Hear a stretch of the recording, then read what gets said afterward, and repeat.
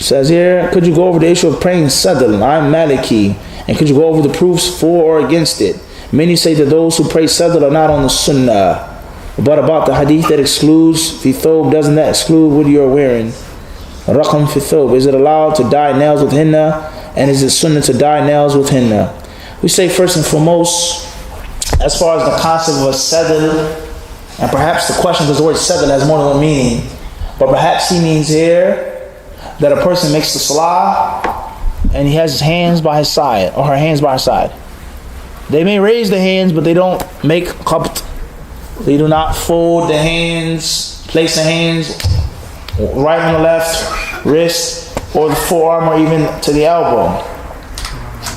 What are the proofs for it and against it? We say first and foremost, a brother being Maliki or Shafi'i or Hanafi or Zahiri or anything else, we know that the Prophet ﷺ, he did not pray in this manner. Is it obligatory to fold the hands? Is it unanimous? Is it a difference of opinion? We affirm that the Nabi al-Karim ﷺ did not what? Masood, come sit down. The Prophet ﷺ did not pray what? In this manner. He didn't pray in this manner. Anyone who has any type of background and knowledge of the Prophet ﷺ's hadiths, the Sahih hadiths and the Da'if hadiths, they know for sure that the Nabi al-Karim, he prayed and his hands were folded. Where were they folded? On the chest, beneath the chest, atop of the belly button, beneath the belly button. Al-Muhim, the Prophet ﷺ, he placed his hands on a place of his body, and he did not pray with his hands to his sides. Now, before we move on and mention some of these, or maybe not, whatever the case may be, the argument is, or I've heard people say this before, Maliki scholars, and that's a whole long issue. Madhab, is it permissible to be Maliki, etc. That's a long issue in itself. The concept of their argument, many of their arguments, not all of them, they say, is that there's nothing wrong with making sadl in the salah. And there is no specific text stating that you have to do it. Put your hand on top of the other hand. And then some of the ulama of the past said it was okay, and the mujtahideen said it was okay, and perhaps Imam Malik did it, Amal Ahl Medina, etc., etc., etc., etc. And most people, unfortunately, they argue and they fight over these points. We don't even have to argue over those points and fight over those points. Where did the Nabi al-Karim pray like this? Mandatory or not? Where did he pray like this? What narration states that the Prophet had his hands to his side from the takbir to the taslim? If you can bring a hadith sahih or da'if, we can bring it to the table and see what's the proper understanding, what's the strongest view. But if you can't even bring that, and then you're basing off of what's permissible and what an imam allowed, وَرَخَّصَ فِي فُلَانٍ فُلَانٍ, and this one and that one, and they debated. But the Nabi al-Karim, your example, your uswa, the one who you're to emulate and imitate and be like, did he do it? Yes or no?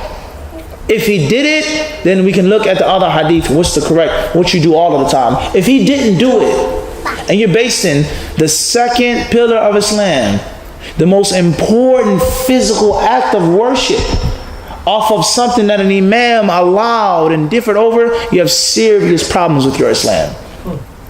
Serious problems with your Islam.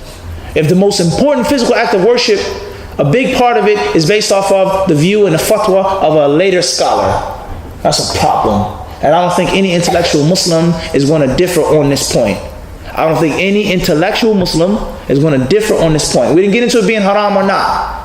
Everybody understand this? The concept, did the Nabi al-Karim do it? How did he pray? Everybody understand this? Regardless of where he put his hands, but did he have his hands to his side? If you can't prove that, then you need to look at the statement, Ashhadu an la ilaha illallah wa ashhadu anna Muhammadan Rasulullah. What does that mean?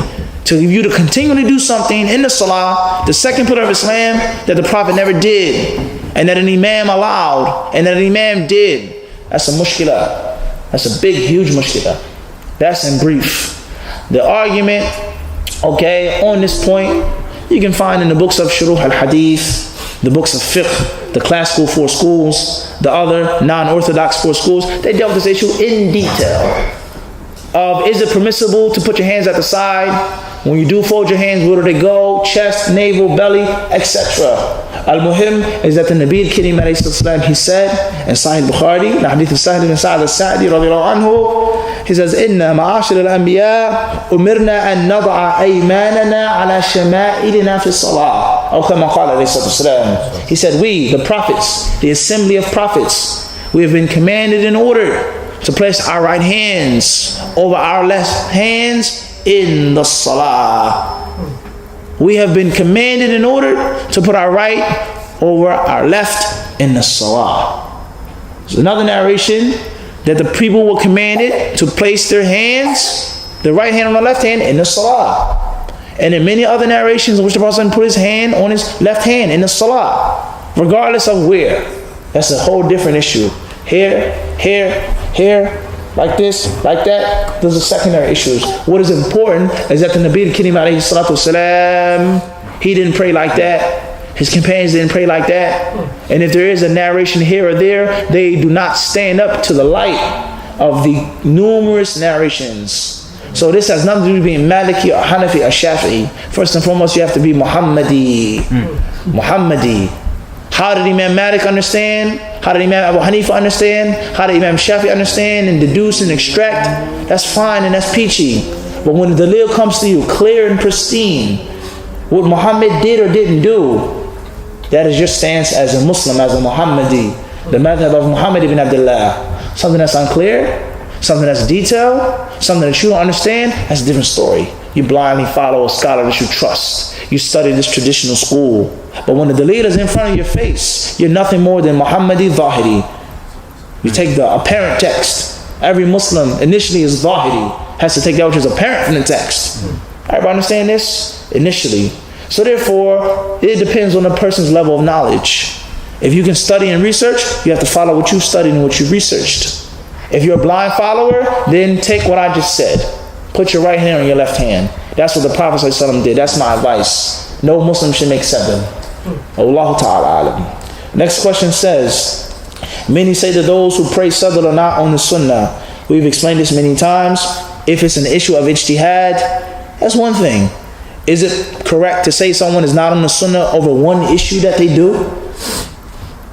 Or because the sadr is so apparent and so outward and a major part of the salah, perhaps that does take you away from quote unquote being on the Sunnah, because it's not a hidden thing. You're doing it 5 times a day at least. Not doing what the Nabi al-Karim did over and over and over and over again. But in general, Ahlul Sunnah wal Jama'ah, Ahlul Hadith, we do not love and hate.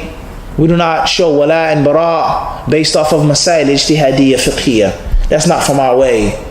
This is what's correct, what we believe, what we teach, we understand. We don't base our love and our hate off of these masail of ijtihad. Everybody understand this, in which there is room for more than one view, even if the second view is incorrect. And this is in brief, and we've explained this in many classes before. So that's a long lecture in itself. Can you say that if a person prays with his hands to the side, he's not upon the Sunnah? That's a strong statement.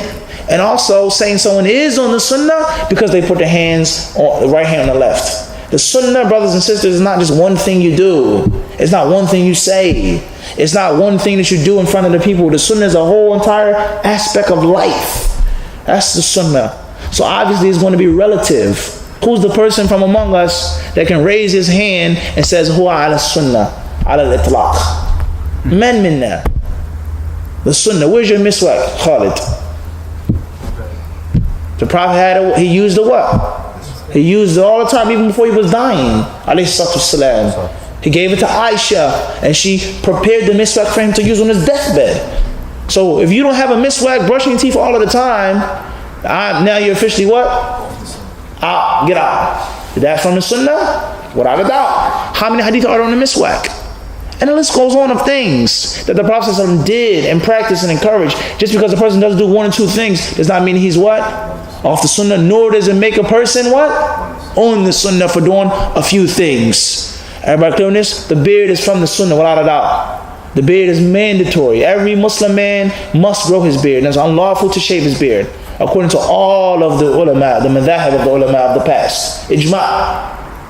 However, just because you have a beard does not mean that you're upon the Sunnah and that's it. As some brothers think and feel. It's much more than that. How you pray, how you fast, how you give zakat. What knowledge do you have? How do you send in class? How do you treat your wife? That's the sunnah as well. The Prophet was kind to his wives. Well, heck is that? Everybody understand this? So that's a long, detailed discussion in itself.